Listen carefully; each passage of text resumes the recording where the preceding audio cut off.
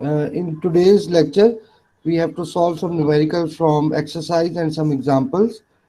The good way to solve example is definitely in the class, but because we are stuck in this situation, so we have to do it online. So at the end, I will provide you the notes which I will be writing in this class, as well as the video lecture, so you can hear again and again to understand more. If you have any question in between, you can ask. Feel free to ask anytime. Okay, so let's revise a bit what we had left last time. So if you remember that we are talking about damped free vibrations. This is where we are studying last time,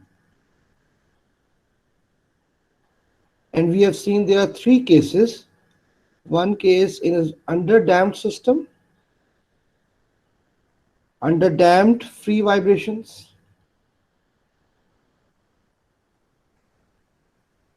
Then we have seen the is called over damped free vibrations, and third one is critically damped,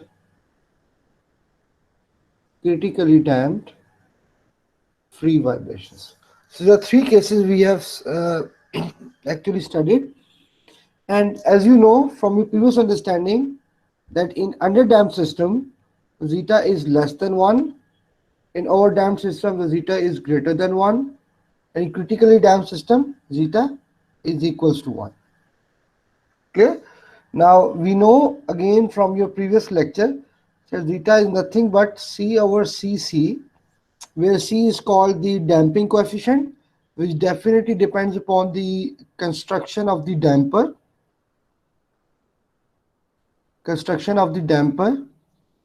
that you're using in your system, and Cc is the critical damping coefficient, and that depends upon the system property, which is, as you know from previous lecture, this is nothing but 2m omega n, or in simple words 2 under root km. So if you know the stiffness and the mass of your system, you exactly know what Cc is, and when you know what Cc is, you definitely know for a certain damper your system will be underdamped, critically damped, or overdamped.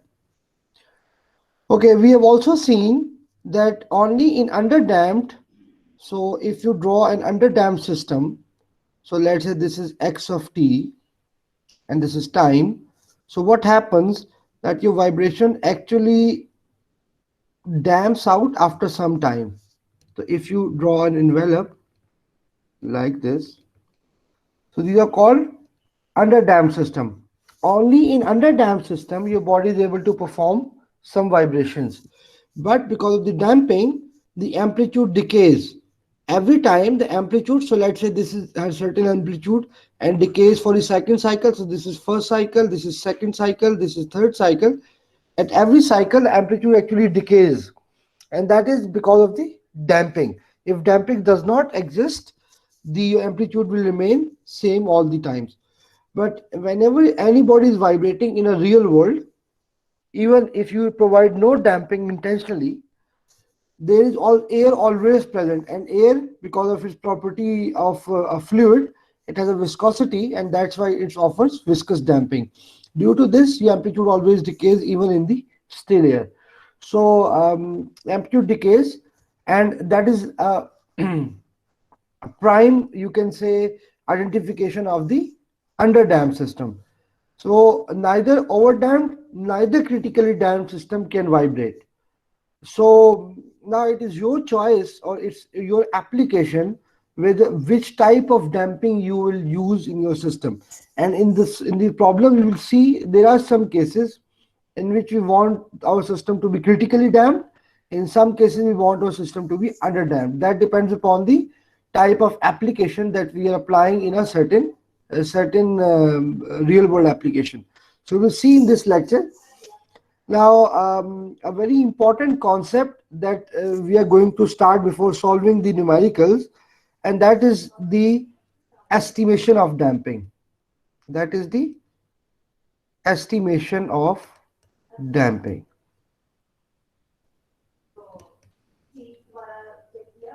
Now, this estimation of damping can only be done for an under-damped system, because this method that we are going to solve today is actually applicable on an under-damped system, or in other words, the body that can perform some vibrations. For a critically overdamped system, this method cannot be applied because this method has this mathematical relationship requires some cycles to be performed, which is not possible for a critically damped system and overdamped system. Now, if you remember, in an overdamped system, in an underdamped system, we have seen this solution, and that is called the response of the system is E minus zeta omega nt C1. I don't remember if we've written C1 or A1, whatever these are the C1 and A1 constants, sine of omega dt plus C2 cos of omega dt. And as you know, omega d is nothing but it's called damped natural frequency, and that is equals to 1 minus zeta square.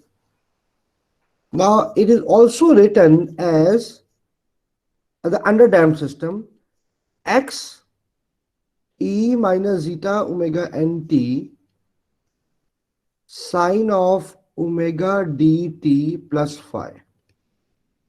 Both are the same solution. So I've not actually derived this solution, the second solution.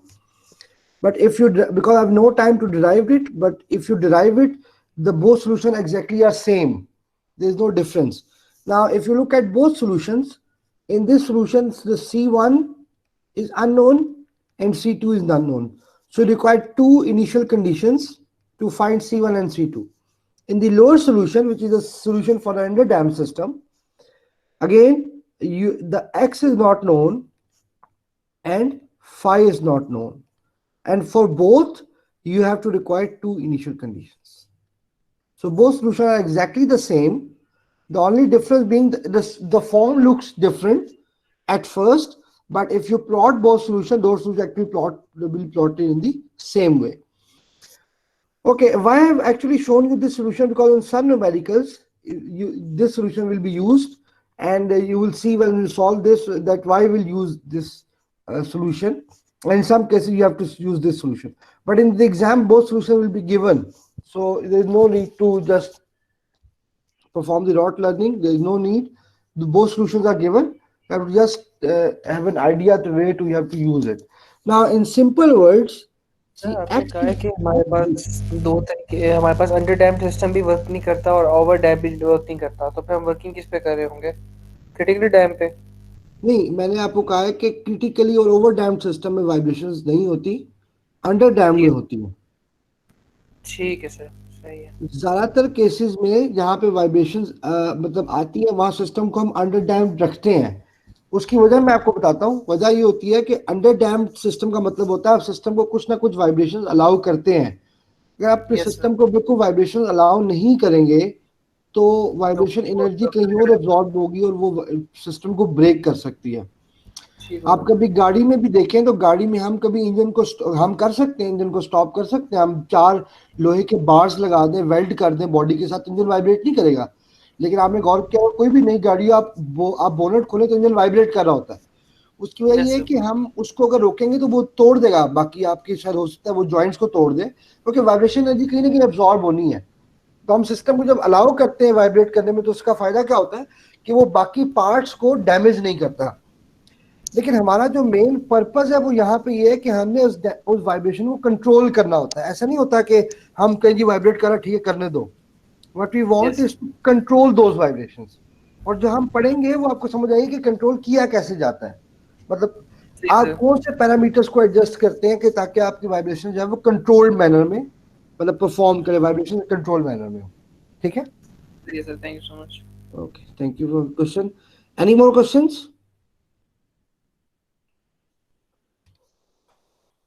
Okay, so our today's, so what we have, I'm saying is that we have two solutions. These solutions are for the under-damped system. Don't confuse it. These two solutions are for the under-damped system.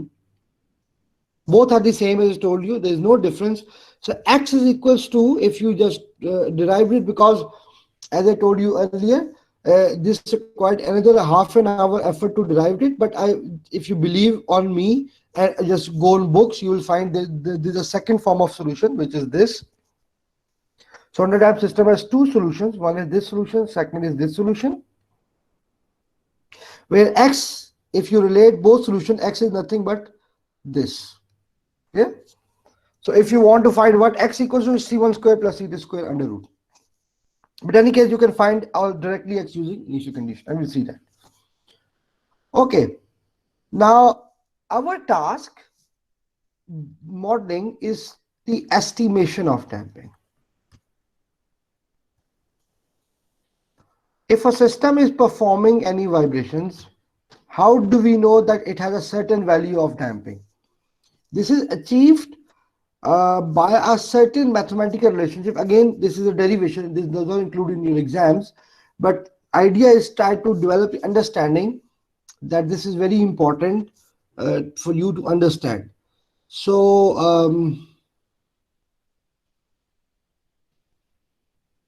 just hold on.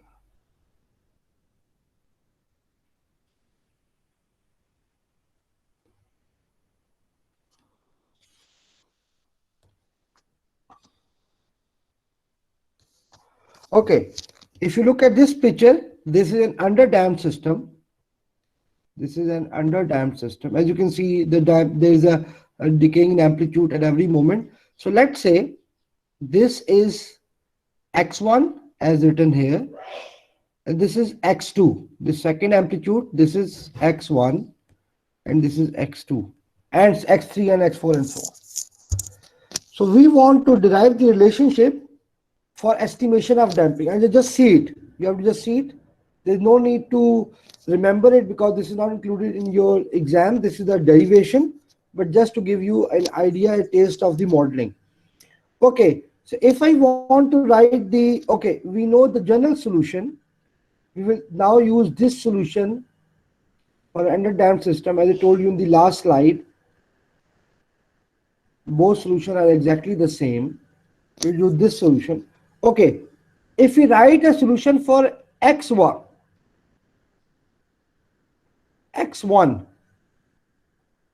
which is this. So look at this. X e minus zeta omega n. So let's say the time at this point where x1 is, let's say it's t1. Clear? So instead of t, we write t1 here. I am again repeating. The time at which the maximum amplitude of x1 is achieved, the time is from 0 is actually, so you can say this time is actually t1.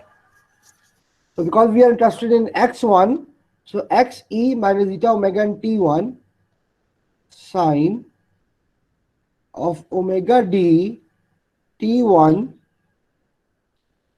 plus phi. Clear? So wherever it appears t, we have to replace it by t1 because we are taking t1 as a point where x1 actually has been achieved. Now we know that x2, which is the amplitude of the second cycle, is always less than x1 because there is a damping, and it will appear, okay, because this is a damp free vibration. So we know that omega d, which is the damped natural frequency, is 2 pi by tau d. And what tau d is basically damped time period. Okay, it's a damped time period. If you remember from your previous understanding, omega is nothing but 2 pi f or 2 pi by t. Clear? So instead of writing t here, we just write tau d, where tau d again is nothing but the damped time period because we are talking about damped free vibration. So this is the damped time period. Now for the second cycle, if we just write the same equation, now sorry, this is omega n. Instead of t1, we just write t1 and time added will be tau d. Why we added tau d? Because second cycle appears with 0 to t1, which is the first cycle, plus we have to add the time period, because for the x2 there's a one complete cycle. So sine of omega d, and again we have to do same here, plus 5. So if you write for, let's say, x3, what you write? X e minus zeta omega n t1 plus 2 tau d, because now we have two cycles. If you write x4, we excuse have me sir, जी please, yes. Sir ये एक repeat कर sir, ये T tau D जो आपने add किया time, ये क्यों किया? मैं तो दोबारा ड्रॉ कर लेता हूँ, आपको थोड़ा और ज्यादा समझ आ जाएगा। ओके, अगर आप, मैं इसको थोड़ा ओपनली ड्रॉ करूँ ताकि आपको थोड़ा सा आइडिया हो जाए। हमारे पास लेट्स से, डायग्राम को एक्सप्लेन कर दें प्रॉपर ना, डायग्राम का आइडिया नहीं हो रहा वहां से इसी तरह से। समझ गए दोबारा? सर डायग्राम करना प्रॉपर आइडिया नहीं हो रहा वहां से, तो डायग्राम थोड़ी सी जरा प्रॉपर्ली एक्सप्लेन कर दें। मैं दोबारा ड्रॉ करूँ, आपको यहाँ समझ आ जाएगी? Yes sir, thank you. Okay, so we have x1 here. X1 is this. यहाँ पे x1 आ रहा है. Let's say this is x of t and this is time. Clear? तो हमारे पास यहाँ पे x1 आ रहा है, और ये जो x, सॉरी ये थोड़ी टेढ़ी ड्रॉ, मैं थोड़ी इसको सीधी कर दूँ।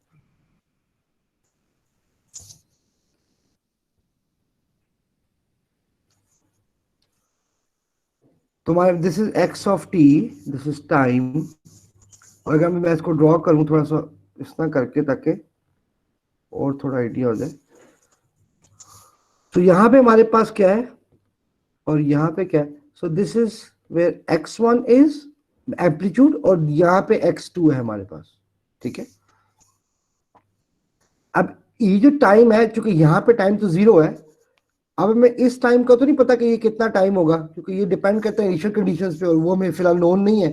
तो अब ऐसे कहते हैं कि ये कोई t1 टाइम होगा, यानी कि 0 से लेकर यहाँ तक जो टाइम है इस पॉइंट तक, ये कोई t1 है। ये 0.1 सेकंड है, 0.2 है, 1 सेकंड है, ये डिपेंड करता है डैम्पिंग की वैल्यू क्या है और इनिशियल कंडीशंस क्या है।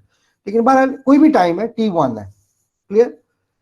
अच्छा, जब ये x2 पे आता है, यानी कि सेम पीक पे आता है दोबारा, तो आपको पता है कि यहां से यहां तक पूरी वन साइकिल है, ठीक है। This is one cycle, complete cycle.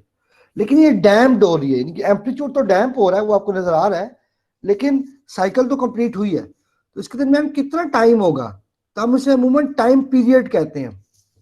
लेकिन चूंकि यहाँ पे वो डैम्प्ड फ्री वाइब्रेशन है, तो मैं टाउ डी, टाउ आप टाइम के लिए लिख रहा हूँ, टाइम पीरियड के लिए, और डी कह रहा हूँ डैम्प्ड के लिए, यानी कि डैम्प टाइम पीरियड। अच्छा, आप ये कह सकते हैं कि क्यों लिखा है डैम्प टाइम पीरियड? डैम्पिंग से टाइम पीरियड में थोड़ा सा फर्क पड़ता है, बहुत मामूली सा, बहुत कम, और आगे जाके मैं आपको दिखाऊंगा, शायद 0.1% के करीब पड़ता है फर्क, लेकिन 1% क्योंकि बहुत ज्यादा फर्क नहीं होता इसलिए, लेकिन फर्क जरूर होता है, इसलिए हम इसे टाउ डी कहते हैं, डैम टाइम पीरियड कहते हैं। तो ये कहां पे आएगा? x2 पे, यानी कि इस पॉइंट पे जो टाइम होगा, अगर मैं यहाँ पे टाइम लिखूं तो टाइम क्या होगा? t1, 0 से t1 प्लस टाउ डी, ठीक है। इस पॉइंट पे ये टाइम पीरियड होगा, जो टोटल टाइम होगा, सॉरी, उसके लिए। इसलिए जब मैंने इक्वेशन लिखी तो मैंने क्या किया, x1 के लिए मैंने लिखा, सेम सोल्यूशन लिखा, जहां पे t था वहां पे t1 पुट कर दिया, और जहां पे साइन के बाद जहां पे t1 था वहां भी t था, वहां पे t1 पुट कर दिया। जब मैंने x2 लिखा तो x2 में भी क्या हुआ कि आपके पास, क्योंकि अब मैं x2 यहां की बात कर रहा हूं, तो मैंने t1 की जगह पे जो टाइम था, जहां पे टाइम आ रहा था, वहां पे t1 प्लस टाउ डी लिखा। क्यों लिखा? क्योंकि इस पॉइंट तक जो टोटल टाइम है, यानी कि आप ये कह सकते हैं कि ये टोटल टाइम है फॉर सेकंड साइकिल, ये बराबर है t1 प्लस टाउ डी के। क्लियर? हम इसको t2 भी कह सकते हैं, ये नहीं कि t2, हम t2 कह लेंगे, t2 ultimately t1 plus tau D के ही बराबर होगा। तो मैंने डायरेक्टली इसको बजाय t2 लिखने के मैंने t1 प्लस टाउ डी लिख लिया, ठीक है। सो मेरा ख्याल पॉइंट क्लियर हो गया होगा आपको अब कि मैंने क्यों ये लिखा। यस सर, हो गया सर। ओके, अच्छा, ये जो हम कर रहे हैं बेसिकली, हम एक फार्मूला ड्राइव करने की कोशिश कर रहे हैं, और मैं ये इसलिए इतनी एफर्ट इन्वेस्ट करता हूँ ये मॉडलिंग करने में, ताकि आप मैथ से थोड़ा सा कंफर्टेबल हो। मतलब मेरी फीलिंग है over by studying up to a PhD level, कि हमारे इंजीनियर्स जो है वो मैथ से घबराते हैं, मतलब दूर, इवन माई सेल्फ, मैं खुद भी घबराता था। सो मैथ से कंफर्टेबल रहे। मैं ये नहीं कह रहा कि आप इसको रट्टा मारें, मैं ये नहीं कहता आपको याद करें, आदाब कोई पेपर में आएगी, लेकिन आपको कम से कम पता नहीं कि चीजें डेवलप कैसे होती हैं। और जब आपको ये चली होगी तो जब कोई नई चीज आपको थोड़ी बहुत डेवलप करनी पड़ेगी मैथमेटिकली, तो आप इजीली डेवलप कर लेंगे। मैंने इंडस्ट्री में जाके मैथ को यूज करके बहुत सारे सोल्यूशन उनको दिए हैं, क्योंकि आप जब आपको मैथ आती होगी ना, आप कॉन्फिडेंट हो गए यार मुझे चीजों का पता है कि कौन सा पैरामीटर कैसे अफेक्ट कर रहा होता है। इसलिए इसका मकसद सिर्फ इतना सा है कि आपको थोड़ा सा कंफर्टेबल हो मैथमेटिक्स के साथ। अच्छा ओके, हम क्या करते हैं कि हम ये हमारे पास इक्वेशन 1 आ गई और इक्वेशन 2 आ गई, हम दोनों को एक दूसरे से डिवाइड करते हैं। ये देखें, हमने क्या किया कि x1 x2 को डिवाइड, दोनों इक्वेशंस को आपस में डिवाइड कर देते, x1 और x2 और ये सारा कुछ आ गया। अब इसमें बड़े मजे की बात है, एक तो x से कैंसिल हो गया, ठीक है। एक तो अब x1 x2 का मतलब क्या है, हम रेशियो ले रहे हैं। रेशियो किसकी? सक्सेसिव एम्पलीट्यूड की, x1 ओवर x2, ठीक है। ओके, अब यहां पे गौर करें, यहां पे एक इंटरेस्टिंग सी बात है, ठीक है। लेट्स से ये पूरी वैल्यू असल में क्या है, दिस इज थीटा। सारे को अंदाजा होता है ये पूरा साइन थीटा होता है ना, ये कोई भी वैल्यू है, what ever the value is. अगर हम पूरी एक साइकिल आगे आ जाएं, इसको छोड़ दें, सिर्फ साइन की बात करें,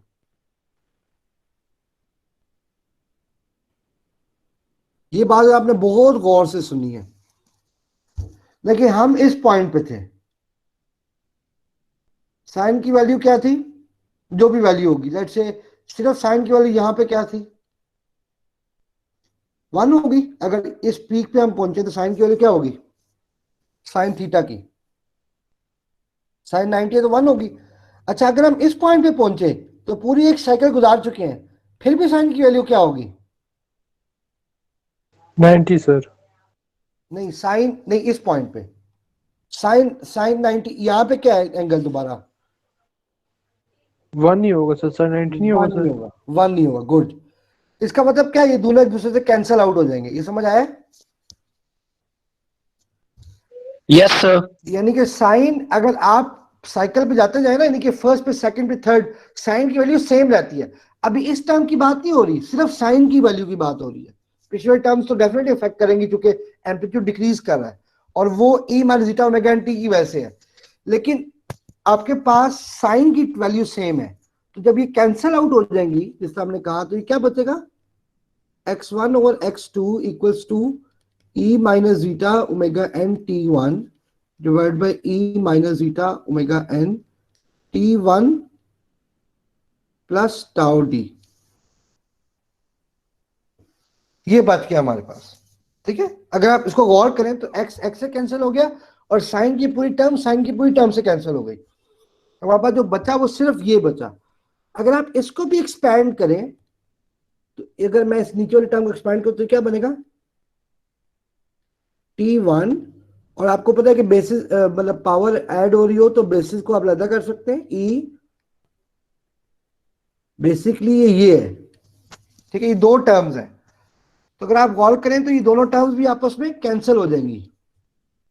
you and up with x1 over x2 is equals to 1 over e minus zeta omega n tau d, which is e zeta omega n tau d। मैं ऊपर ले गया इसको, तो माइनस साइन क्या हो गया, प्लस। यहां तक मेरा ख्याल है सारों को समझ आ गई होगी कि हमने बेसिकली क्या किया, ठीक है। हमने क्या किया कि हमने x और x2 की रेशियो ले लिया, और हमने फाइंड किया कि वो रेशियो असल में किसके बराबर है, वो रेशियो बराबर है x1 over x2 e zeta omega n tau d. ये हमारे पास रिलेशन आ गया। अच्छा, अब हम कोशिश करते हैं कि e को यहां से रिमूव करें। तो अगर मैं यहां पे नेचुरल लॉग ले लूं दोनों तरफ, गौर से देखिएगा, excuse me sir. Ji please. Sir ये एक चीज समझ नहीं आई सर, ये कैंसिल आउट कैसे हो गए sir, exponent power minus zeta omega n टी1 सर, ये नीचे तो सर ये दोनों ऐड हो रहे थे। ये अच्छा, ये कैंसिल मैंने कैसे किए, इसकी बात कर रहे हैं? इससे इनके दरमियान प्लस साइन नहीं आएगा सर, जो एक्सपोनेंट नीचे सर। कहाँ पे प्लस साइन आएगा?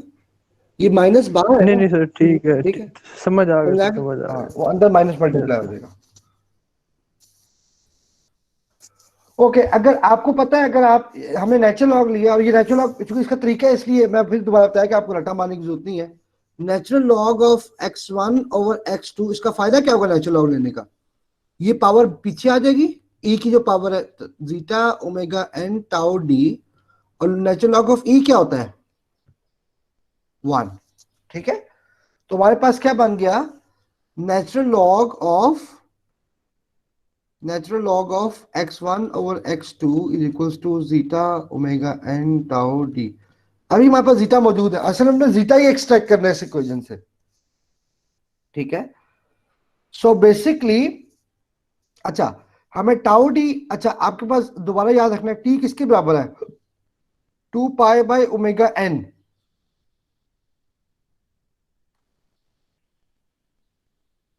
ठीक है, तो टाउ डी किसके बराबर होगा? डेफिनेटली वो 2 पाई बाय ओमेगा डी के बराबर होगा, क्योंकि अगर डैम टाइम पीरियड और डैम नेचुरल फ्रीक्वेंसी होगी, और हमने पीछे देखा था डैम नेचुरल फ्रीक्वेंसी किसके बराबर होती है?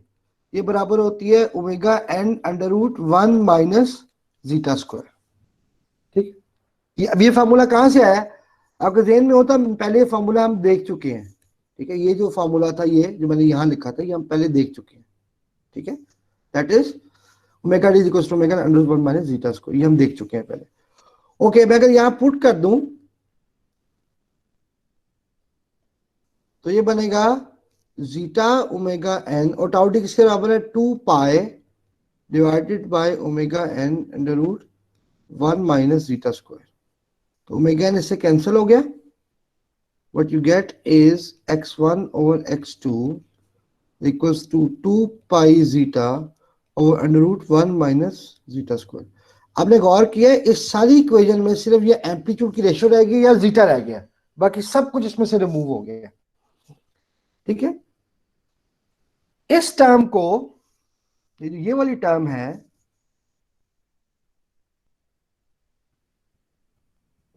इसको हम लिखते हैं डेल्टा।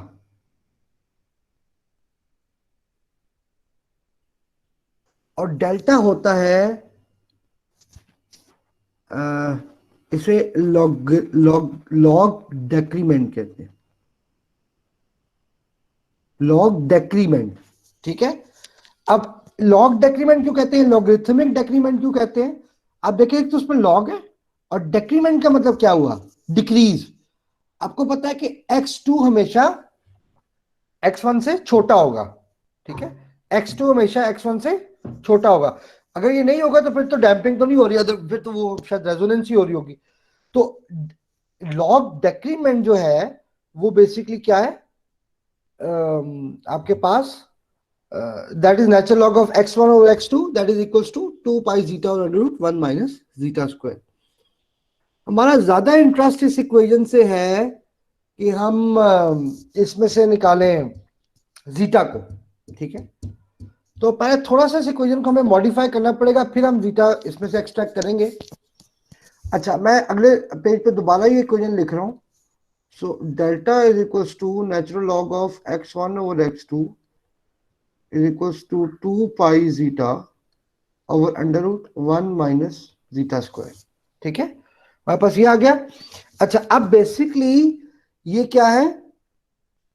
Successive amplitude. ये आपने ध्यान में रखना है कि ये जो रेशियो है ये सक्सेसिव एम्पलीट्यूड्स की है। ये मैं यहां पे लिख लूं,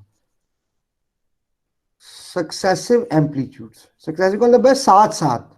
ठीक है, x1 x3 लेना, x1 x2 लेंगे। अच्छा, चंद केसेस में हमारे पास बहुत मुश्किल होता है कि हम दो एम्पलीट्यूड्स को, जो बहुत लाइटली अंडर डैम सिस्टम होते हैं, मैं आपको दिखाऊंगा आगे जाके, कि लाइटली अंडर डैम सिस्टम होते हैं उनमें दो सक्सेसिव एम्पलीट्यूड की एम्पलीट्यूड रेशियो बहुत कम होती है, ऑलमोस्ट कई बार आपको समझ भी नहीं आई कि वो है।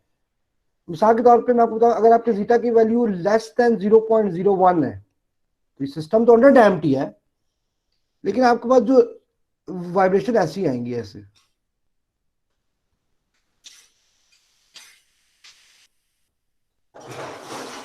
आपको बहुत कम डिके नजर आएगा। सम टाइम हो सकता है कि सिस्टम की एरर की वजह से आपको सेकंड एम्पलीट्यूड थोड़ी ज्यादा नजर आना शुरू हो जाए।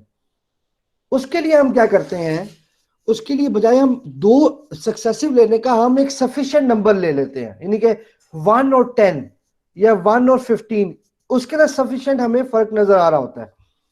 उसकी थोड़ा सा आप जरा देखिएगा जरा, मैं जरा यहाँ पे एक थोड़ी सी करने लगा हूँ जरा, ये थोड़ी सी मैथमेटिक्स। सर ये x2 का हमने क्या लिखा हुआ है? एक्सटी को हमने क्या लिखा है, x2 की जगह हमने क्या लिखा हुआ है? स्क्रू एम्पलीट्यूड क्या लिखा हुआ है? सक्सेसिव। सर इसका क्या मतलब है? सक्सेसिव वाले में साथ साथ, यानी कि मिसाल के तौर पे अगर आपके पास ये डैम फ्री वाइब्रेशन ऐसे है तो आपने इसका और इसका एम्पलीट्यूड लेना है, समझा है?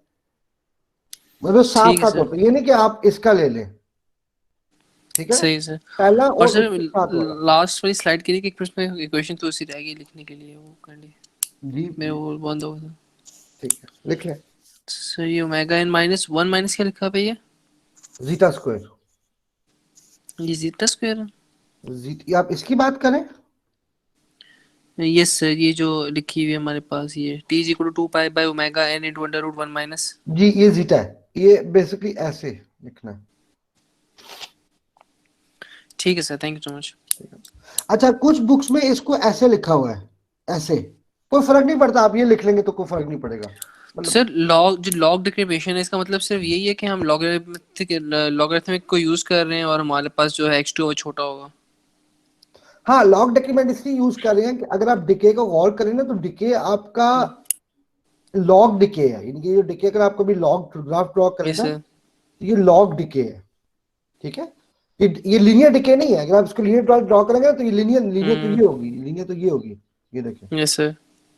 ये लॉग डिके है, इसलिए लॉग खुद ब खुद आना शुरू हो जाता है, आप ना भी चाहें ना तब भी लॉग खुद ब खुद आ जाएगा। इसलिए उसको लॉग ठीक है, डिक्रिमिनेशन कह रहे हैं। हाँ, जो जिसको मैं लॉग डिक्रीमेंट कह रहा हूँ वो खुद ब ठीक है खुद सर, आएगा, ठीक है ना, सही फिर सर। आप ना भी लेके आएंगे।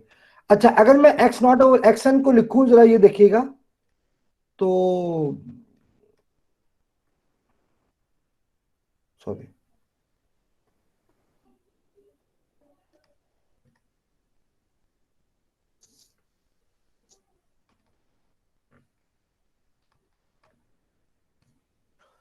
मैं ऐसे लिख सकता हूं, अगर मैं दोनों की एक पहले की यानी कि एक्स नॉट ले, एक्स नॉट मतलब पहली और एक्स एन बहुत आखिर वाली कहीं, ठीक है ना, बहुत दूर की, तो इसके दरमियान अगर मैं रेशियोज लिखूं तो ये ठीक है, रेशियोज लिखने ठीक है। यस अच्छा, सर।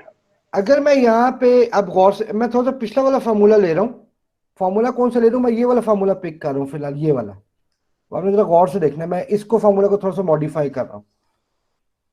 अगर मैं लिखूं x nought by x N,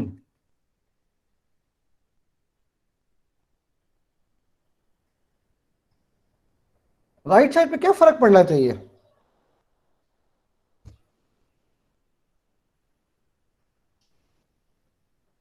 मैं बजाय दो की पहले सेम ही रहेगा सर। सेम रहेगा। I think so sir. Okay, अगर आपके पास एक्स नॉट और एक्स एन है तो आपके पास राइट साइड पे एन नंबर ऑफ साइकिल्स आ जाएंगी। देखिए टाउ डी तो वन टाइम के, वन साइकिल के लिए था ना, दो साइकिल्स का आपस में डिस्टेंस था, तो अगर आपके पास देखिए यहाँ पे x1 x2 था ना और 1 टाउ डी था, अगर मैं इसी रिलेशन में आपको मैंने बताया था कि मैं यहाँ पे एक्स एन ले लूं तो यहाँ पे क्या करना पड़ेगा मुझे,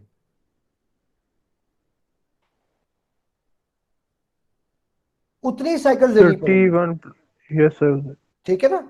तो आप गौर करें कि यहां पे मुझे क्या करना पड़ेगा, I have take n number of cycles, ठीक है। तो कहने का मकसद क्या हुआ कि अगर आप ये देखिएगा गौर से, तो मैं इसको लिखूं अगर इस तरह, और मैंने पहले कहा था ये डेल्टा के बराबर है, ये जो आपके पास, एक सेकंड,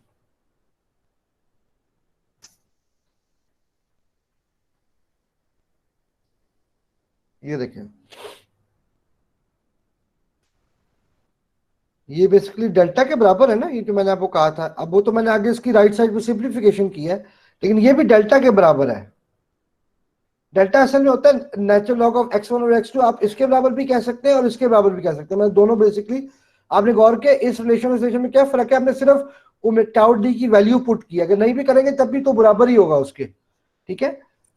तो अगर ये इसके बराबर है तो मैं इसको लिख सकता हूं एन डेल्टा,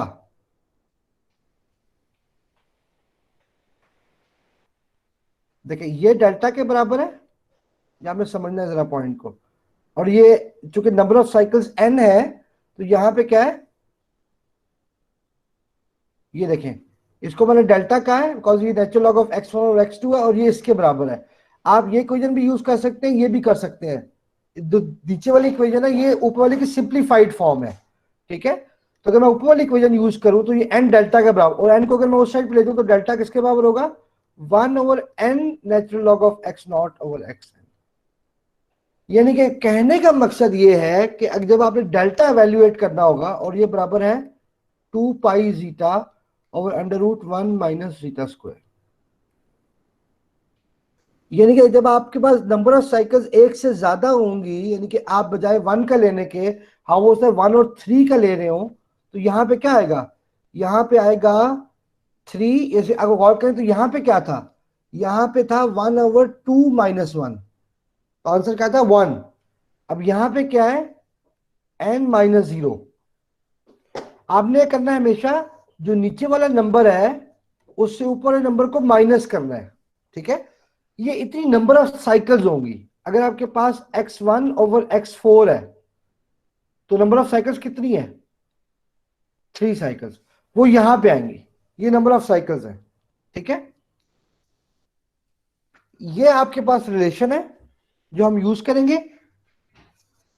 सो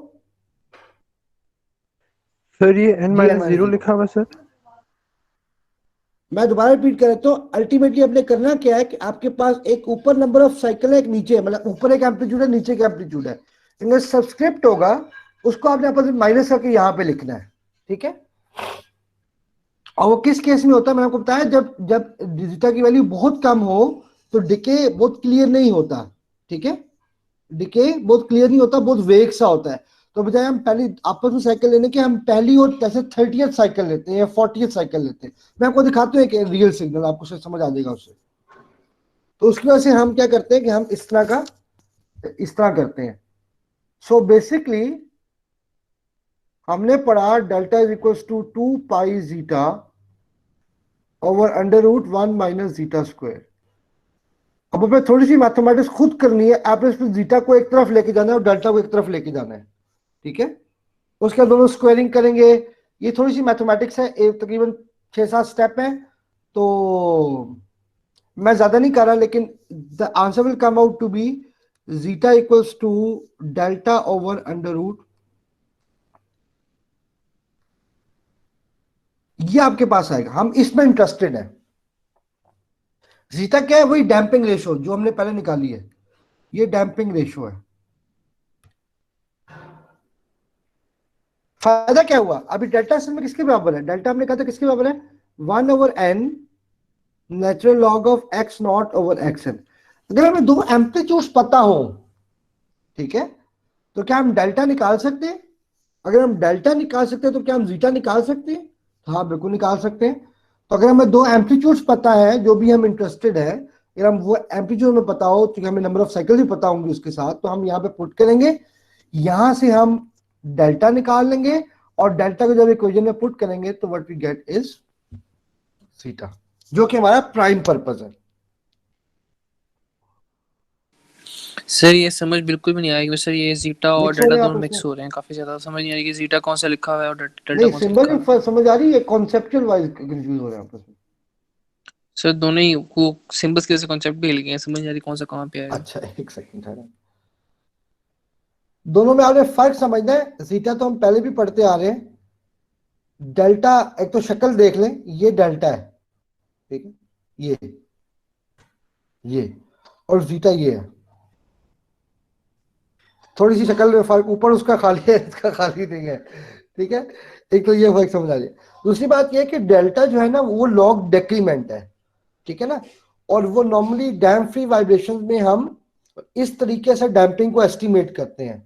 क्योंकि फ्री वाइब्रेशन में डैम्पिंग हो रही होती है और हमें नजर आती है, ये देखें, ये हमें नजर आती है, इस वजह से हम इसका डिके निकालते हैं कि इसका डिके क्या है, जिसको हम लॉग डिके कहते हैं, लॉग डिक्रीमेंट कहते हैं, वो इसके बराबर होता है। अब इन इक्वेशन में आप गौर करें, लेट से इस इक्वेशन में गौर करें तो हमने दोनों को आपस में इक्वेट किया, एक तरफ डेल्टा है, एक तरफ जीटा है। इक्वेशन में गौर करें, एक तरफ डेल्टा आ रहा है, एक तरफ जीटा आ रहा है। हमने कोशिश ये की है कि हमने किसी तरीके से जीटा को डेल्टा की फॉर्म में निकाला है, ठीक है, ताकि अगर हमें डेल्टा नोन हो, आगे न्यूमेरिकल्स करेंगे तो आपको क्लियर हो जाएगा, जब अगर हमें डेल्टा नोन हो तो हमें जीटा भी नोन हो जाएगा। अगर थोड़ी सी आप ये एक सेकंड,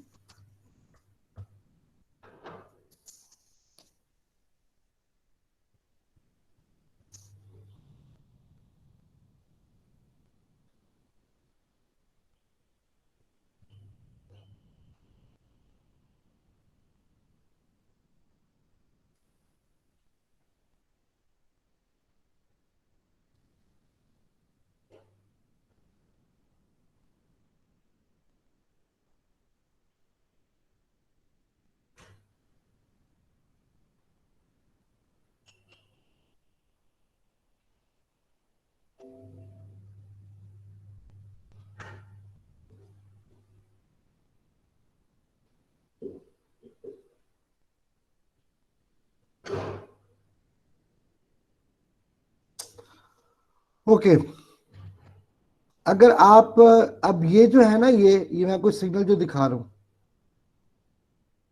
सारा को नजर आ रहा है सिग्नल? Yes sir. ये यस सिग्नल है सर। ना, ये रियल है, मतलब ये मैंने अपने एक्सपेरिमेंट्स का है, ठीक है। ये हमारे पास एक हीट एक्सचेंजर ट्यूब थी, हीट एक्सचेंजर ट्यूब भी, चूंकि एक ये हमने इसका फ्री वाइब्रेशन टेस्ट किया हुआ है। अब एक तो आपको इसमें डिके नजर आ रहा है, सारों को लॉग डिके नजर आ रहा है, लीनियर डिके तो नहीं है। लीनियर डिके क्या होगा कि वैल्यू पे कुछ, लॉग डिके होता है जिसके अंदर थोड़ी सी आपके पास कर्व बने, ठीक है ना, सारा को नजर आ रहा है कि आपके पास एक तरह का डिके लीनियर नहीं है बल्कि लॉगरिथमिक डिके है। समझ आया कि नहीं आया सारों को? Yes, sir. Clear. Yes sir. समझ आया? अब ये रियल, ये मैंने आपको सिग्नल इसलिए दिखाया कि ये रियल है, यानी कि ये हीट एक्सचेंजर ट्यूब का actual damped free vibration test है, ठीक है। हमने उसके ऊपर एक्सेलेरोमीटर लगाया, सेंसर लगाया, उसको वाइब्रेट किया, उसका डेटा रिकॉर्ड किया। ये उसका डेटा है जो मैं आपको दिखा रहा हूं सामने, ये उसका वाइब्रेशन सिग्नल है। अब इसमें आप गौर करें तो आपको एक लॉग डिके नजर आ रहा है, इसमें जीटा की वैल्यू बहुत कम है, इससे डिके देखें कितने सेकंड गुजर के, 11 सेकंड तक भी या बहुत टाइम बाद तक भी एम्पलीट्यूड खत्म नहीं हुआ, वो अभी भी थोड़ा मौजूद है। जो मैं आपको ये भी साइकिल वाली बात कर रहा था, वो इसलिए कर रहा था कि आप गौर करें, ये लेट से फर्स्ट साइकिल है, मैं आपको थोड़ा जूम करता हूं, ये देखें, ये फर्स्ट साइकिल है। अब देखें ये थर्ड, अभी देखें एम्पलीट्यूड ज्यादा हो गया इस साइकिल और इस साइकिल में। अगर आप कंसेक्यूटिव साइकिल लेंगे ना तो सम टाइम आपको कंफ्यूजन हो जाएगी, क्योंकि सिस्टम में बहुत सारी नॉन लीनियरिटीज भी होती है। जब आप एक्चुअल एनालिसिस करते हैं सिग्नल का तो सक्सेसिव एम्पलीट्यूड देना को बहुत अक्लमंदी नहीं होती, खासतौर पे जो सिस्टम बहुत लाइटली डैम्ड होते हैं, अंडर डैम्ड होते हैं, ठीक है। तो वहां पे इंस्टेड कि आप ये करें, हम क्या करते हैं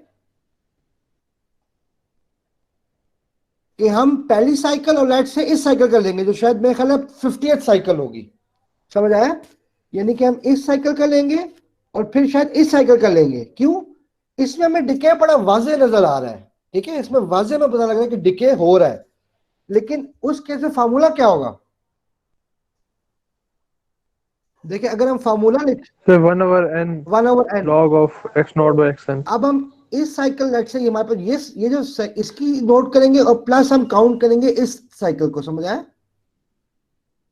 और फिर हम गिनेंगे, अच्छा 1 2 3। अब जैसे फॉर एग्जांपल अगर गिनना शुरू करें तो बहुत, जैसे लेट से हम करते हैं 1 2 3 4 5 6 7 8 9 10 11 12 13 14 15 16 17 18 19 20 21 22 23 24 25 26 27 28 29 30 31, 32, 33, 34, 35, 36, 37, 38, 39, 40, 41, 42, 43, 44, 45, 46, 47, 48, 49, 50, 51, 52, 53, 54, 55, 56, 57, 58, 59, 60, 61, 62, 63, 64, 65 एंड 66।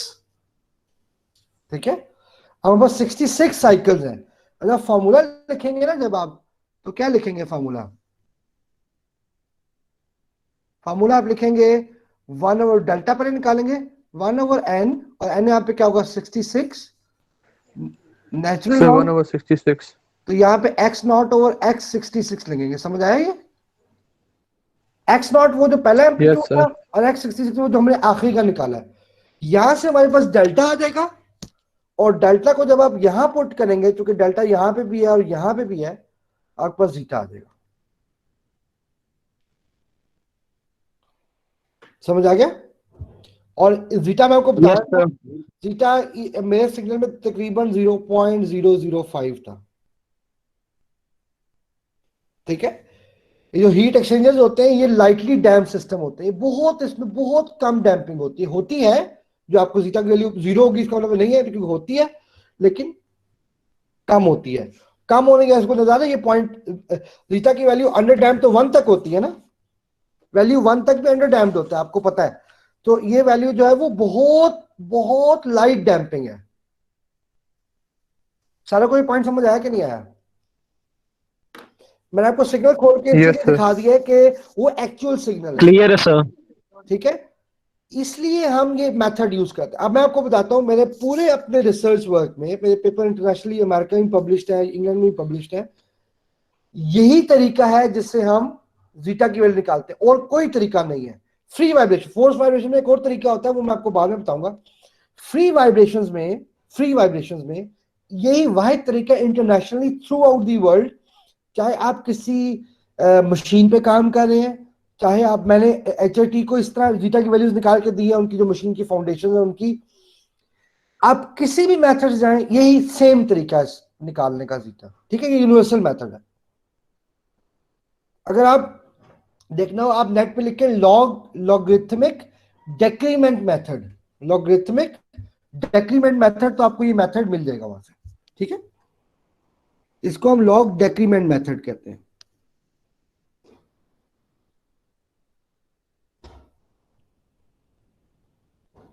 कोई सवाल?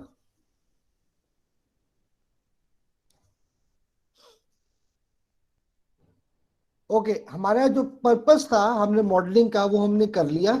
हमने बेसिकली डैम फ्री वाइब्रेशन के तीन केसेस देख लिए, अंडर डैम्ड, क्रिटिकली डैम्ड और ओवर डैम्ड। और फिर हमने देखा कि अगर सिस्टम अंडर डैम्ड हो तो उसका जीटा कैसे एस्टिमेट करते हैं, जो हमने अभी मॉडलिंग देखी। कुछ के सवाल जेन में सवाल आ रहा होगा, इस तरह अगर क्रिटिकली ओवर डैम्ड हो, क्रिटिकली ओवर डैम्ड में वाइब्रेशन होती नहीं है। जब वाइब्रेशन नहीं होती ना, तो उसकी कोई फ्रीक्वेंसी होती है।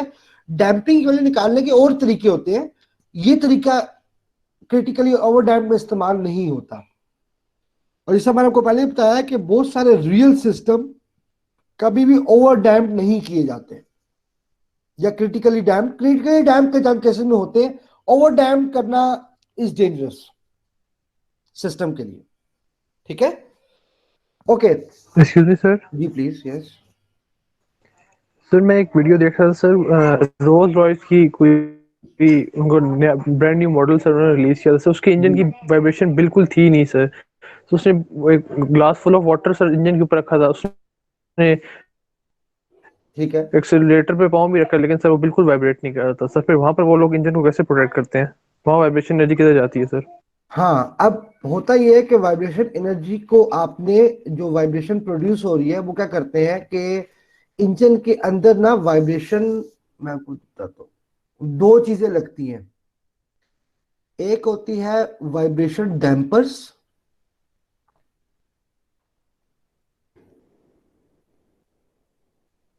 ये वाइब्रेशन को डैम करते हैं लेकिन वाइब्रेशन खत्म नहीं करते। एक होती है वाइब्रेशन एब्जॉर्बर्स, जो हमारे इस कोर्स का लास्ट में ये टॉपिक आएगा।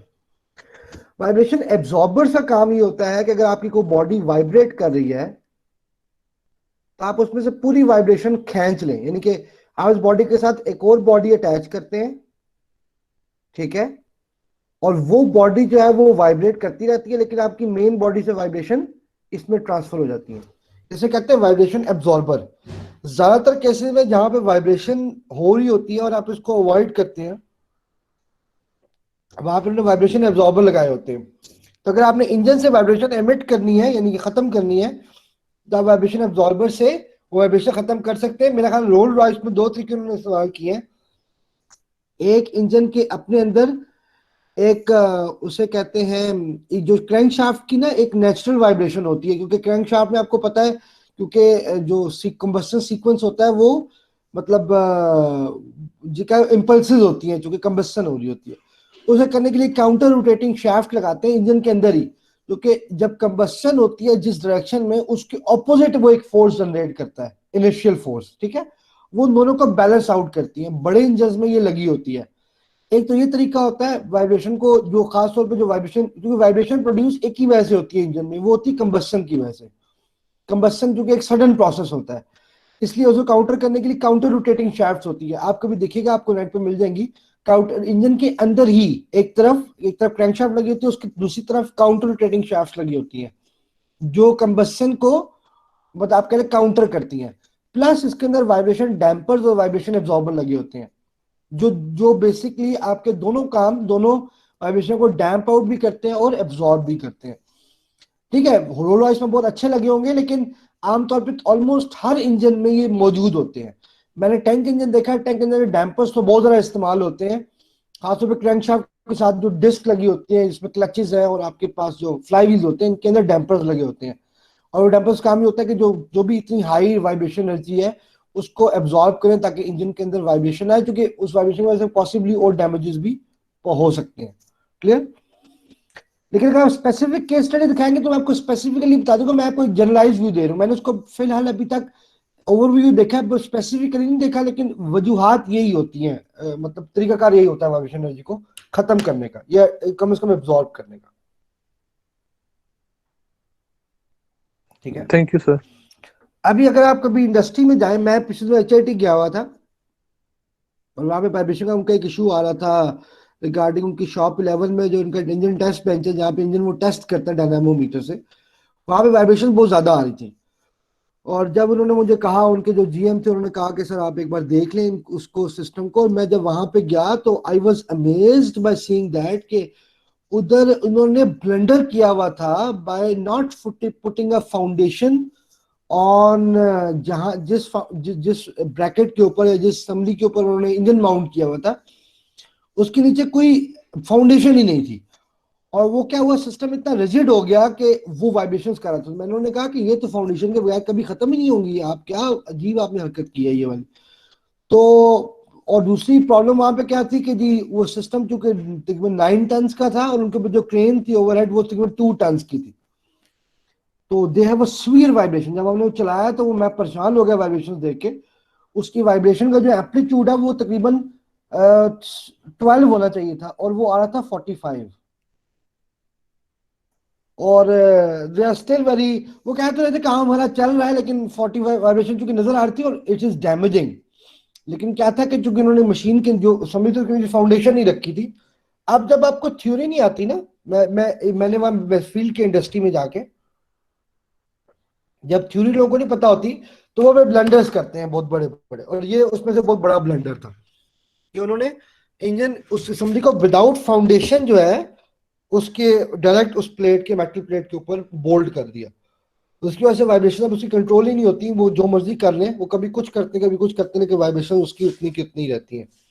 रिकमेंडेड लेवल वाइब्रेशन का जो रिकमेंड करती है इंटरनेशनली, वो सिर्फ मैक्सिमम 12, और जो उनके पास आ रही है वो 45 आ रही है। तो इस तरह के इश्यूज भी होते हैं जब आपको थ्योरी सही तरह ना आती है। एनी हाउ, ओके, हम प्रॉब्लम स्टार्ट करते हैं। मैं ख्याल हम एक प्रॉब्लम करके थोड़ी सी ब्रेक लेंगे, और ब्रेक के बाद फिर हम जो है वो दूसरा लेक्चर, मतलब दूसरा पार्ट स्टार्ट करेंगे। ठीक है, ओके। जो हमारे पास फर्स्ट न्यूमेरिकल हम सॉल्व करने लगे, दैट इज एग्जांपल नंबर 1। ये मैं आपको बाद में लेक्चर स्लाइड भी दे दूंगा, तो वो अभी तो मैं सिर्फ आपको यहाँ पे दिखा रहा हूँ। Okay, what we have here, a 4 kg mass is attached to a spring of stiffness 400 Newton per meter and a viscous damper of coefficient 16 Newton second per meter। जो coefficient होता है, ये आपने याद रखना है, जो डैम्पिंग विस्कस डैम्पिंग coefficient है, that is C। ये C है और इसकी वैल्यू है 16 न्यूटन। बेसिकली होता है फोर्स पर यूनिट वेलोसिटी, तो लेकिन आप सेकंड को ऊपर ले तो न्यूटन सेकंड पर मीटर भी बन जाता है। If a mass is displaced 0.5 metre from its mean position, आपने इनिशियली डिस्प्लेसमेंट दी 0.5 मीटर की एंड रिलीज फ्रॉम रेस्ट, ये बड़ी इंपॉर्टेंट चीज है। Determine the following parameter of this under damped system. अब हमें बता दें ये अंडर डैम्ड है।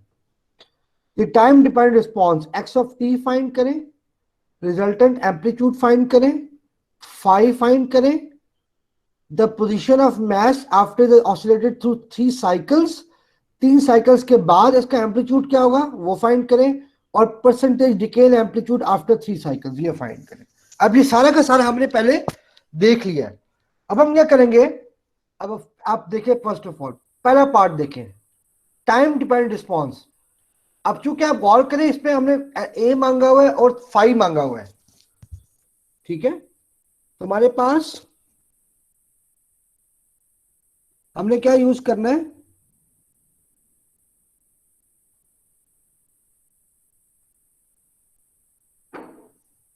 फाई जो है वो मैंने आपको, चलिए इसको इस तरीका भी बताता हूँ। दोनों आप चूंकि मैंने बताया दोनों यूज कर सकते हैं।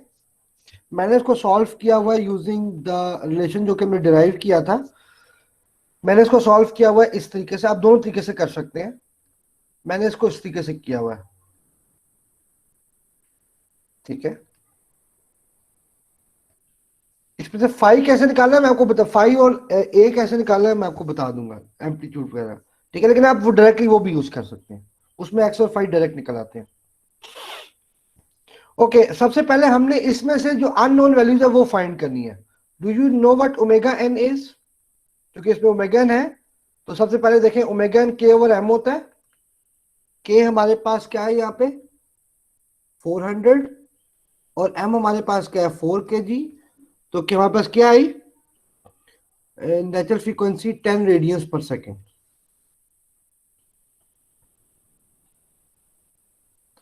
10 रेडियंस पर सेकेंड, ठीक है। ये वहां पर ओमेगा एन, हमें ओमेगा डी भी नोन नहीं है। आप ऊपर देखिए और जो चीज नोन नहीं है वो निकाल लें। ओमेगा डी है omega n under root 1 minus zeta square, लेकिन हमें जीटा भी नोन नहीं है। जीटा होता है सी ओवर सी सी। सी हमारे पास क्या है 16 और सी सी हमें पता है 2 अंडर रूट के एम होता है। के भी हमें नोन है, एम भी हमें नोन है, तो हमारे पास ये वैल्यू आएगी 0.2। अब देखिए न्यूमेरिकल में भी लिखा हुआ था कि ये अंडर डैम्प्ड है और वैल्यू ने भी जस्टिफाई कर दिया। अंडर डैम्प की निशानी क्या है कि zeta should be less than 1, ठीक है। ये अंडर डैम्प की निशानी है। तो आप जीटा की वैल्यू से कंफर्म कर सकते हैं कि सिस्टम में कौन सा, अगर आपको सोल्यूशन का नहीं पता या नहीं लिखा हुआ न्यूमेरिकल में कि अंडर डैम्प्ड है, क्रिटिकली डैम्प्ड है, ओवर डैम्प्ड है, सबसे पहले आप जीटा निकाल लें। अगर जीटा लेस देन 1 है तो अंडरस्टैंडिंग सोर्स की बात है सिस्टम अंडर डैम्प्ड होगा, ठीक है। ओमेगा डी अब आप वैल्यूज पुट करें 10 1 माइनस 0.2 स्क्वायर, सो ये आएगा 9 पॉइंट। सर जी प्लीज पूछें। सर ये जो जीटा सी और सी सी, सर सी सी 2 अंडर रूट के इंटू एम है या के एम है? के नहीं, हाँ के इंटू एम है, ये सब्सक्रिप्ट नहीं है, ठीक, सॉरी। अच्छा अच्छा ठीक है सर।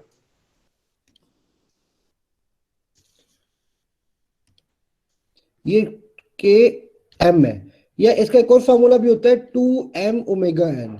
एक ही है बेसिकली, दोनों एक ही फार्मूले हैं, दोनों में जस्ट वैल्यूज रिप्लेस होंगी। तो ये के एम है स्टिफनेस टाइम्स मास, ठीक है, स्टिफ मल्टीप्लाई बाय मास। सो हमारे पास ये आ गया, सारा कुछ आ गया। तो अगर हम वैल्यूज पुट कर दें, अच्छा अब गौर कीजिए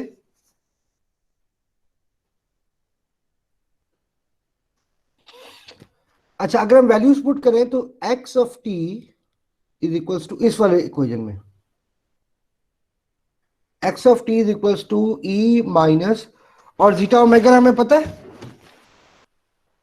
कैलकुलेटर आपके पास है तो आप भी साथ साथ सॉल्व करते रहे तो आपकी यस प्रैक्टिस सर। होती रहेगी। बस मैं भी कैलकुलेटर अपने पास रख रहा हूँ। ओके, तो हम पहले जीटा ओमेगा को मल्टीप्लाई कर लें, 0.2 इंटू 10, अगर 2 आ गया तो ये हो गया -2t। सारों को समझ आ गया? सीटा और ओमेगा को हमने मल्टीप्लाई कर दिया आपस में। C1 और ओमेगा डी क्या है, 9.79t plus C2 cause of 9.79t। चूंकि ये ओमेगा डी था, ओमेगा डी में पता है वो 9.79।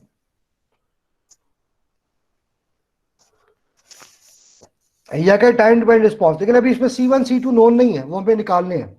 अब देखिए initial conditions, if a mass is displaced 0.5 metre, अब इसका मतलब हमें पता है ये x नॉट है, ठीक है ना, यूनिट से भी आपको पता लग रहा है ना, तो ये है 0.5 मीटर, ठीक है ना। एंड रिलीज फ्रॉम रेस्ट से क्या मतलब हुआ, मतलब आपने वहां पे रखा और छोड़ दिया, इसका मतलब ये है कि x डॉट ऑफ जीरो ये जीरो है, ठीक है। यानी कि रेस्ट का मतलब ये है कि आपने उसको डिस्प्लेस किया 0.5 मीटर अपने हाथ से और फिर सिर्फ छोड़ दिया है। रेस्ट का मतलब ये आपने कोई इससे कोई इंपल्स नहीं दी, तो वेलोसिटी क्या होगी इसकी, जीरो। ये पॉइंट समझ आया?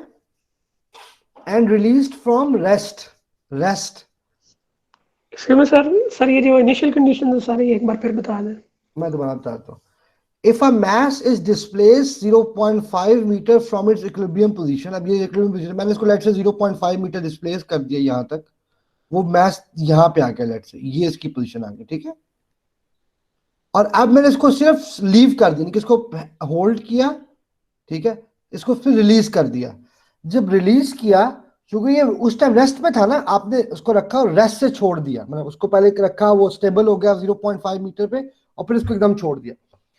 तो मैंने कोई इनिशियल वेलोसिटी नहीं दी, जब वेलोसिटी दूंगा तो मैं उसे धक्का दूंगा, पुश करूंगा, ज्वर्क दूंगा, ठीक है, वो मैंने नहीं दी, इसको रेस्ट से छोड़ा है, ठीक है। इनिशियल वेलोसिटी क्या होगी, जीरो, ठीक है ठीक सर। है। ये आप में थोड़ा सा प्रैक्टिस करेंगे तो आपको अंदाजा हो जाएगा। इनिशियल कंडीशन जो है ना वो लिखी होती है, लेकिन थोड़ी सी समटाइम वो थोड़ी सी ट्रिकी होती है। ओके, अगर आप अब यहाँ पे वैल्यू पुट करें फर्स्ट इनिशियल कंडीशन, ये देखें, x of 0 is equals to 0.5 equals to e minus 2 into 0, C1 sine 9.79 into 0 plus C2 cos of 9.79 into 0। समझिए, इस पॉइंट समझ आ गया?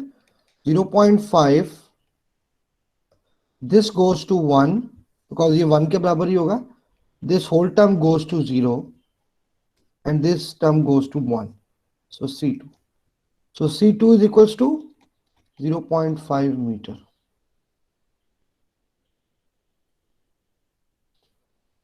ये हमारे पास C2 की वैल्यू आ गई, ठीक है। अब आपने निकालनी है, आपने पुट करनी है सेकेंड इनिशियल कंडीशन। मैं दोबारा यहाँ पे इक्वेशन लिख रहा हूँ ताकि हमें पीछे ना देखना पड़े। E minus 2t, sir C2 equal 5 आ गया हमारे पास, जी सी हमारे पास जो C2 आ गया, C2 आया है, ठीक है, 5 हो जाएगा। 0.5, ठीक है, 0.5 मीटर था ना लेफ्ट साइड पे, तो 0.5 आ गया, जी सर सही हो गया, थैंक यू। ठीक है। ओके, C1, अभी मैं C1 लिख रहा हूँ, मैं लिख सकता हूँ यहाँ पे वैल्यू, चलो लिख लेते हैं, ये ज्यादा बेहतर है। नहीं, C1 तो यही है, 9.79t प्लस, अगर आपने वैल्यू पुट करनी तो आप करते हैं 0.5 कॉज ऑफ 9.79, ठीक है। अब चूंकि हमने सेकंड इनिशियल कंडीशन पुट करी तो हमें पहले इसका डेरिवेटिव लेना पड़ेगा ना, ये सारा कुछ समझ आया? क्योंकि हमने सेकंड इनिशियल कंडीशन पुट करनी है तो हमें पहले इसका डेरिवेटिव लेना पड़ेगा, यस सर। क्योंकि हमारे पास जो सेकंड इनिशियल कंडीशन है वो ये है, ठीक है। तो डेरिवेटिव लें तो प्रोडक्ट रूल लगाएं, तो पहले मैं इसको डेरिवेट करूं, उसको ऐसे रहने देता हूं, तो -2e माइनस 2t, और ये अंदर ऐसे ही रहेगा,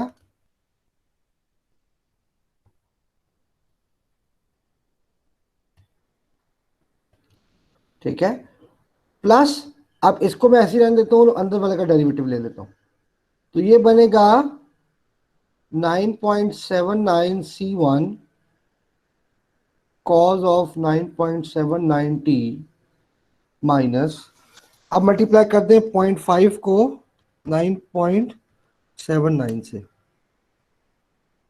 4.9 या 4.89, ठीक है, 4.89 साइन ऑफ 9.79, ये सारा कुछ समझ आया?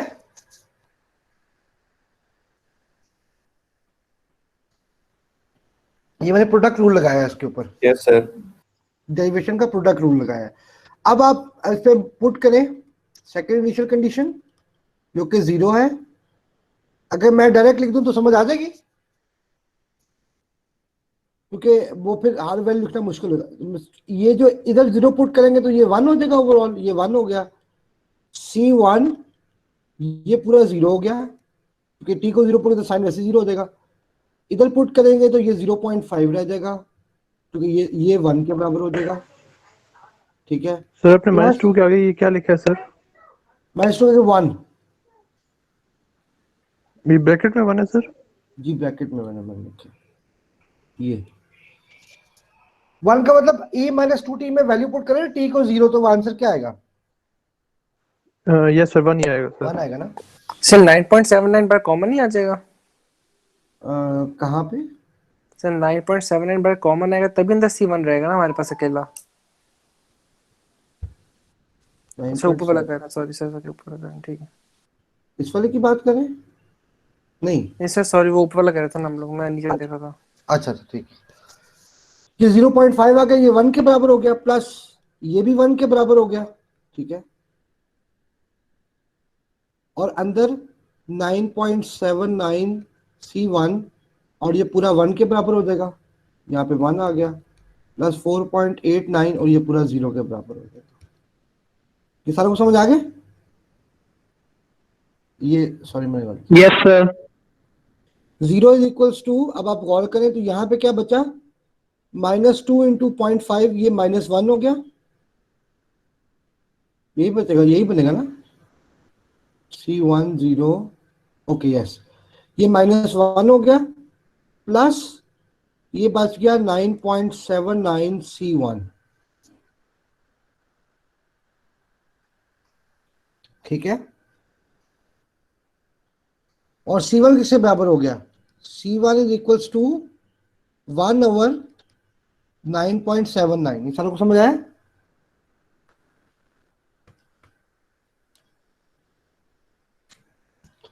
दैट इज 0.1 मीटर,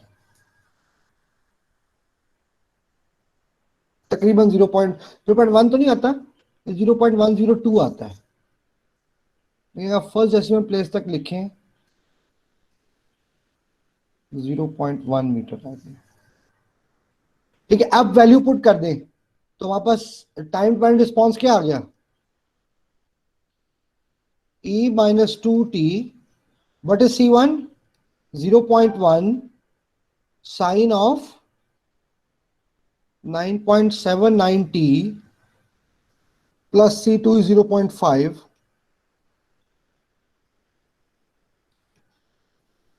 ये आपके पास टाइम डिपेंडेंट रिस्पॉन्स आ गया।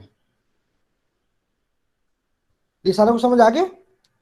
ये टाइम, अब इसमें सिर्फ टाइम अननोन है, अगर आप मैटलैब पे इसको प्लॉट करें या एक्सेल पे प्लॉट करें, आप टी के लेट से लें 0 से 0.1 का गैप देके 10 सेकंड तक दे दें लेट से फॉर एग्जांपल, तो आपको ये पूरा रिस्पॉन्स दिखाएगा बकायदा, इस तरह पूरा इस तरह के डिके, इस तरह के डिकेइंग रिस्पॉन्स दिखाएगा, ठीक है, इस तरह कदा आपको डिके नजर आ रहा होगा ऐसे कोई नहीं। ये सारा कुछ समझ आ गया ये पॉइंट, ठीक है। अब हमारे पास यस सर। जो सेकंड पार्ट था वो क्या था, रिजल्टेंट एम्पलीट्यूड। रिजल्टेंट एम्पलीट्यूड निकालने का तरीकाकार क्या है, a इज इक्वल्स टू, जो मैंने को बताया था, C1 square plus C2 square,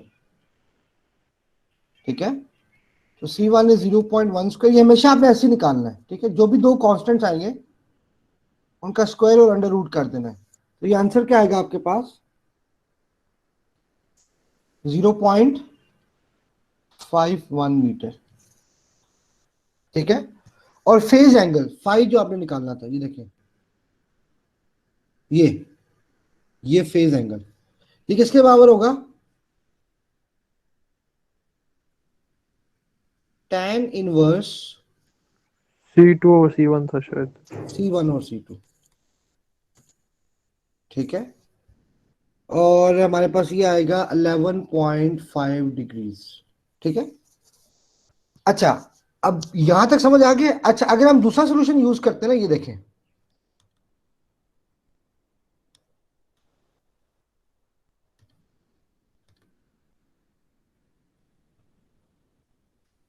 ये भी यूज कर सकते थे।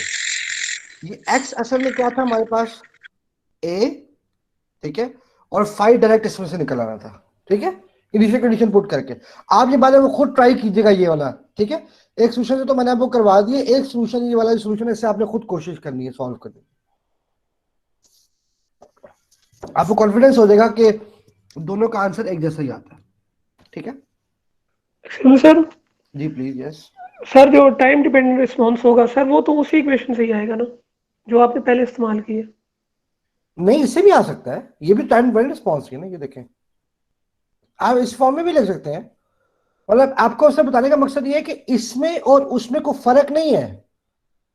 ठीक है, ये एक ही सोल्यूशन है, आप चाहे इस फॉर्म में लिखें या इस फॉर्म में लिखें, गलत नहीं हो सकता।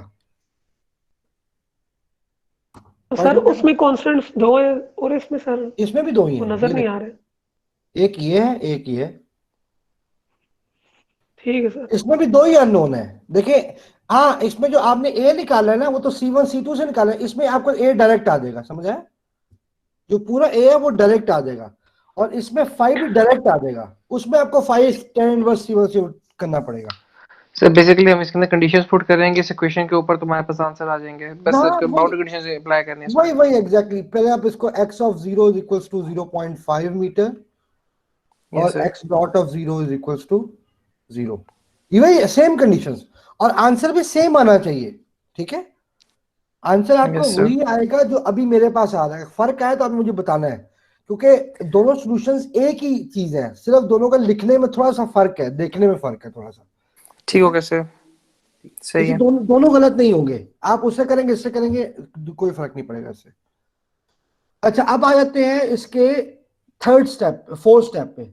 The position of the mass after it has oscillated through 3 cycles from the point of release. अब ये क्या बात कर रहा है, जरा गौर से देखें इसको, तो आप प्लॉट करने की कोशिश करें।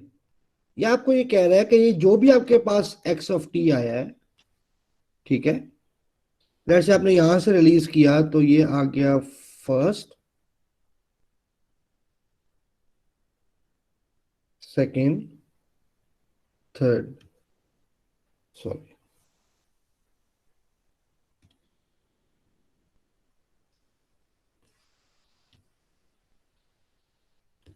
Second third.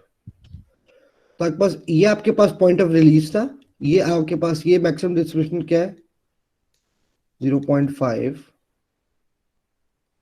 ये आपके पास बनी वन साइकिल, इसको हम x नॉट कह लेते हैं, इसको x1 कह लेते हैं, इसको x2 कह लेते हैं, और इसको x3 कह लेते हैं।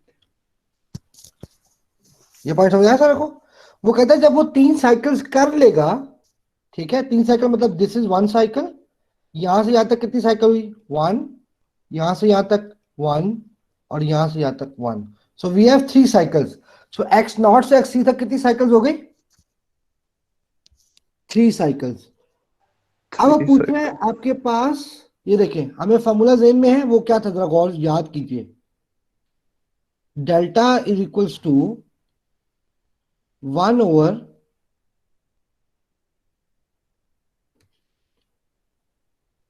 ये आएगा ना, थर्ड साइकिल है और 0 से हम स्टार्ट कर रहे हैं, ठीक है, और ये बराबर था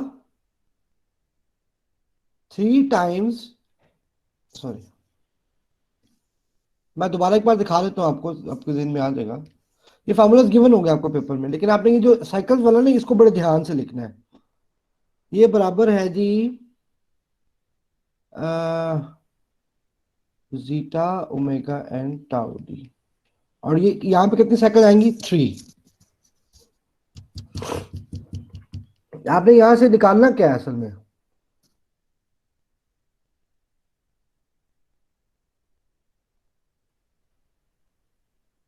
आपने यहां से निकालना है x3, नहीं x3। आपसे पूछ रहा है ये पोजीशन है, ये पोजीशन है, ठीक है। मैस की 3 साइकिल बाद ये पोजीशन क्या होगी? दोबारा देखें, the position of the mass after it oscillated through 3 cycles from the point of release। जब उसकी 3 साइकिल मुकम्मल हो जाएंगी उस वक्त उसकी एक्चुअल एम्पलीट्यूड क्या होगा, या पोजीशन बेसिकली एम्पलीट्यूड को ही वो कह रहा है कि इस पॉइंट पे इसकी एम्पलीट्यूड क्या होगा। अब अगर यहाँ पे 0.5 है तो यहाँ पे कम ही होगा ना x3 पे, वो क्या होगा वो आपने निकालना है, ठीक।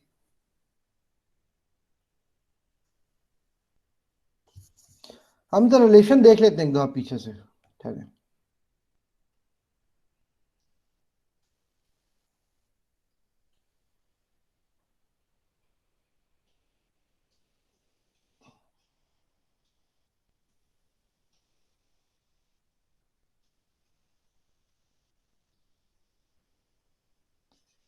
नहीं सॉरी, यहाँ पे नहीं आएगा 1/3। देखिए हमने यहाँ पे जो मैंने ये रिलेशन लिखा है ना, तो हमारे पास यहाँ पे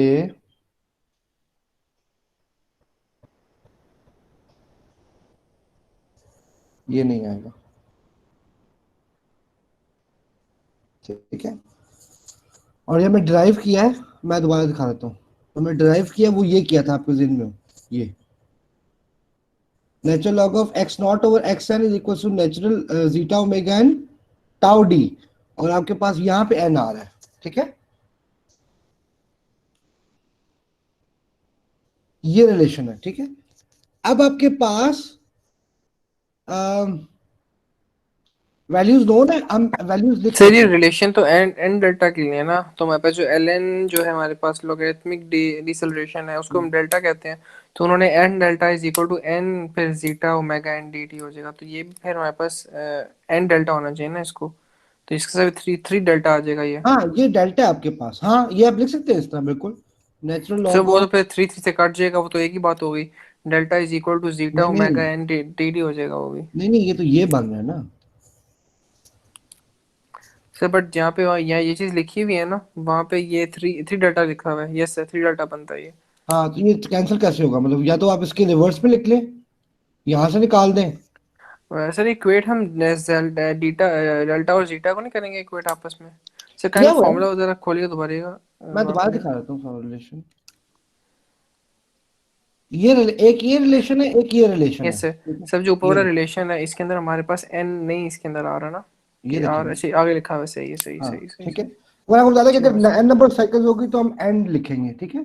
फिर n को हम यहाँ पे लेके आए थे, इसके यहाँ से ले जाके ये देखें यहाँ पे उठा के यहाँ से लेके आए थे, 1/n साइकिल्स, ठीक है।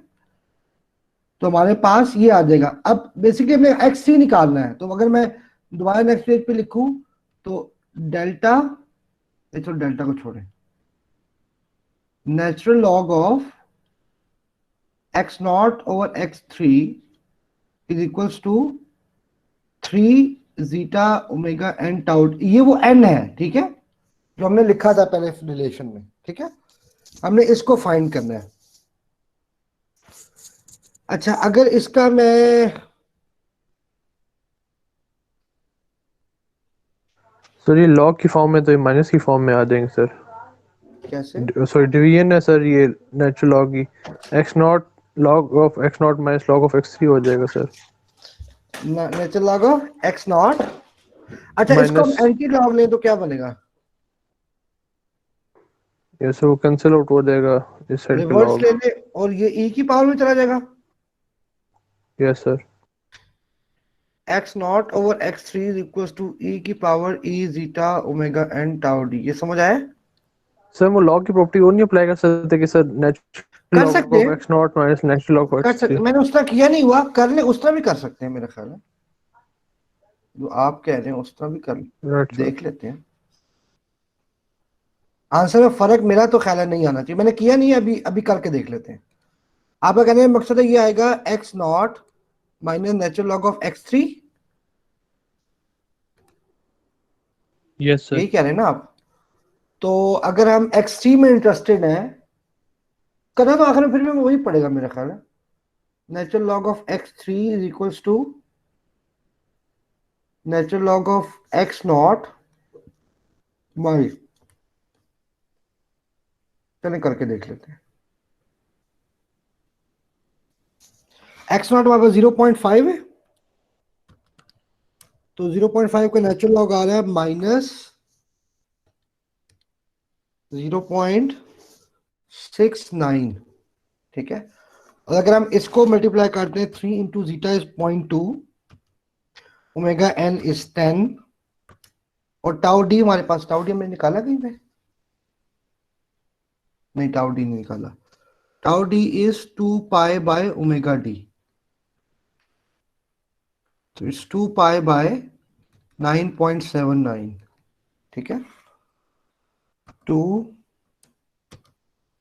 pi by 9.79, but you get a 0.64 seconds. So यहाँ पे टोटल आंसर क्या आ गया? 3 into 0.2 into 10 into, ओहो, 3 into 0.2 into, किसने किया? टाउ डी 0.64, प्लस क्यों होता है? 3.84,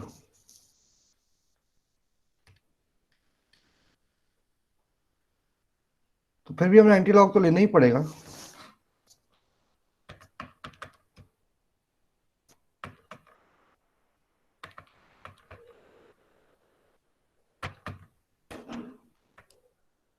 minus 4.53. So natural log of x3 is equals to minus 0 point, sorry, not 0 point.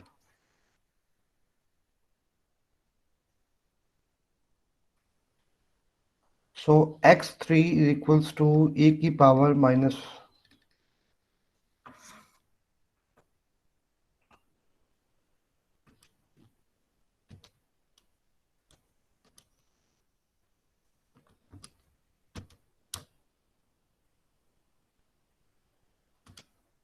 power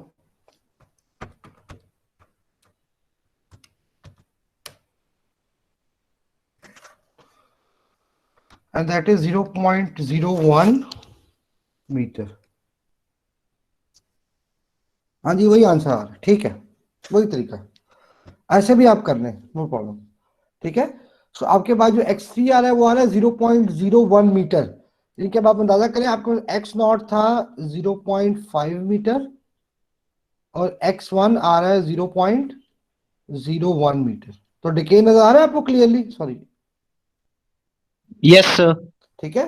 तो ये डिके है, अगर ये वैल्यू ज्यादा हो जाए इसका मतलब आपने गलती की है, ये वैल्यू कभी ज्यादा नहीं हो सकती, और ये आपको वैसे भी पता लग गया होगा देख के कि कभी भी डिके अंडर डैम सिस्टम में सक्सेसिव एम्पलीट्यूड ज्यादा नहीं होता पिछले से, ठीक है, और हमेशा वो कम ही आएगा आपके पास। अच्छा, लास्ट चीज है परसेंटेज डिके, डिके हुआ कितना है इसके और इस पे परसेंटेज वाइज ये भी निकालते हैं हम एट टाइम्स, ठीक है। परसेंटेज डिके किसके बराबर होगा? X not minus x three divide by x not into 100, ठीक है। ओरिजिनल माइनस जो हमारे पास आया डिवाइड बाई ओरिजिनल, तो ये आया 0.5 माइनस 0.01 डिवाइडेड बाय 0.5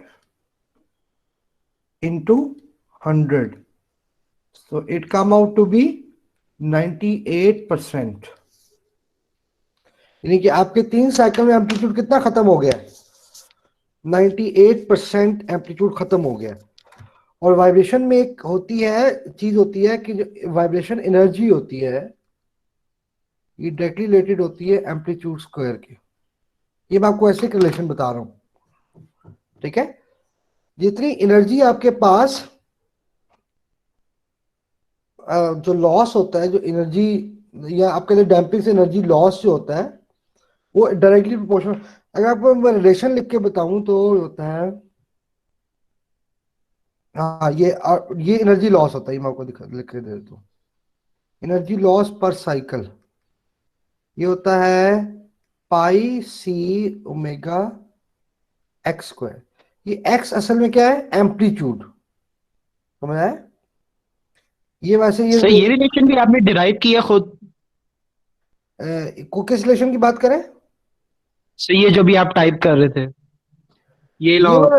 ये वाला जो रिलेशन है इसकी भी पूरी एक, ये ऐसे आपके कोर्स में शामिल नहीं है, इसकी बहुत बड़ी एक पूरी वो है, डेरिवेशन है काफी लंबी।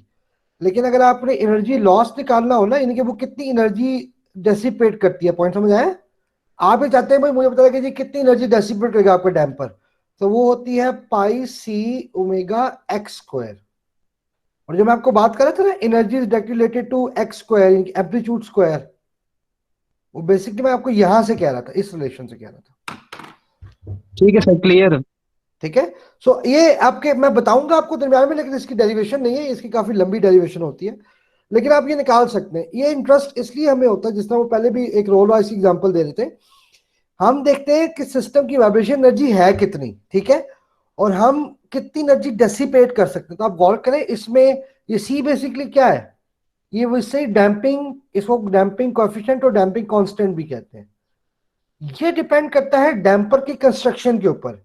जो आपने डैम्पर बनाया है वो उसकी कंस्ट्रक्शन क्या है, यानी कि वो किस तरह का बना हुआ है, उसके अंदर ऑयल यूज हो रहा है, उसके अंदर किस विस्कोसिटी का ऑयल है, उसमें पिस्टन टाइप है या वो किसी और टाइप है, या उसके अंदर बेरिंग है, जो भी वो वो उसकी क्या प्रॉपर्टी क्या है, वो सी उस पर डिपेंड कर रहा होता है।